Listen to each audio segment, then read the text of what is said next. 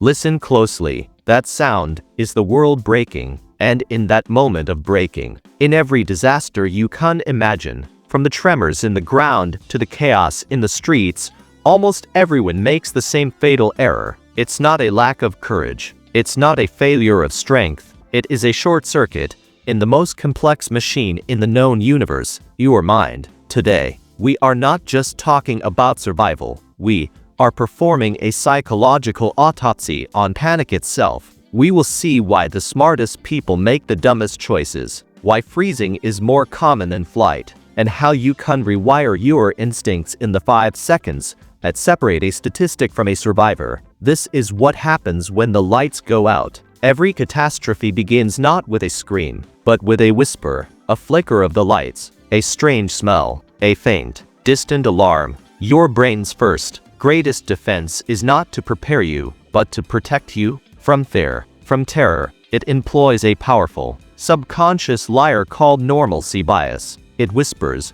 "This can't be happening, not here, not to me. This is probably nothing." In the infamous Beverly Hills Supper Club fire, people finished their drinks. On the lower floors of the World Trade Center, people shut down their computers. In 1,000 house fires, people go to investigate, not to escape. They are not fools. They are victims of a neurological conspiracy. Their brain is prioritizing calm over survival, convincing them the old rules still apply. It is a comforting, deadly lie. Forget what you've seen in movies. True panic is not a riot. It is a prison. Fight, flight, or freeze. And freeze is the silent, invisible killer. When the threat is too big, too sudden, too incomprehensible, your ancient brainstem takes over. It defaults to the logic of the gazelle. If I don't move, the predator might not see me. In the 2011 Japan tsunami, security cameras showed people in lobbies, staring at the approaching wave. Immobilized.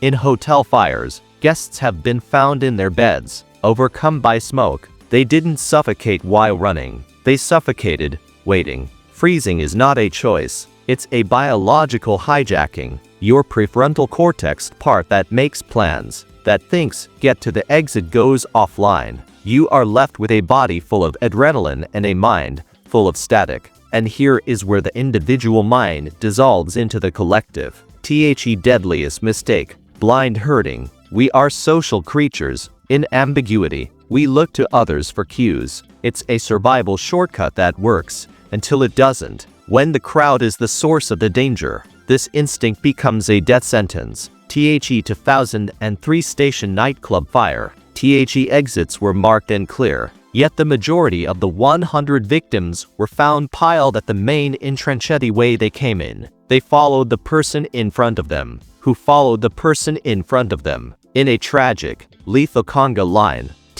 herd doesn't think, it reacts. And if you are in it, you are no longer a person making a decision. You are a particle in an avalanche. And now, we've engineered a new reflex, phone instinct. When faced with the unprecedented, the modern impulse is to document, not to act, to be a witness, not a participant. Why? Because the camera lens creates a psychological barrier. It frames that event. It creates narrative distance. Your brain thinks, I am recording this, therefore I am separated from it. I am safe enough to observe. We have seen it in terror attacks, wildfires, floods, people choosing the perfect shot over the perfect escape route. This is not vanity. It's a profound, modern malfunction. In a crisis, your phone is a tool for one thing, survival communication. Anything else is a gamble with your life. For a clip you may never watch, let's go inside the hijacking.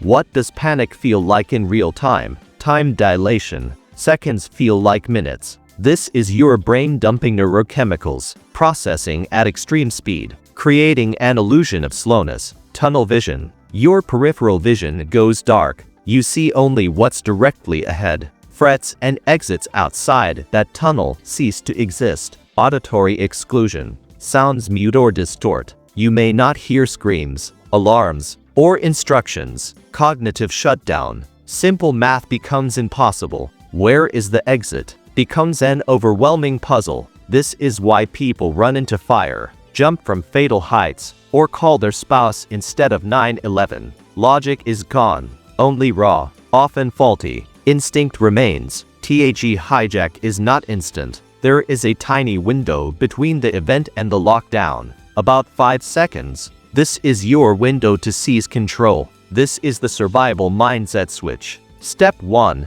Vocal reality check. Say it out loud. This is an emergency. Or fire. Now, your voice bypasses the chaotic thought loop and gives your conscious mind a direct order. It shatters the normalcy bias. Step 2. The triangle scan. Your eyes are your best weapon.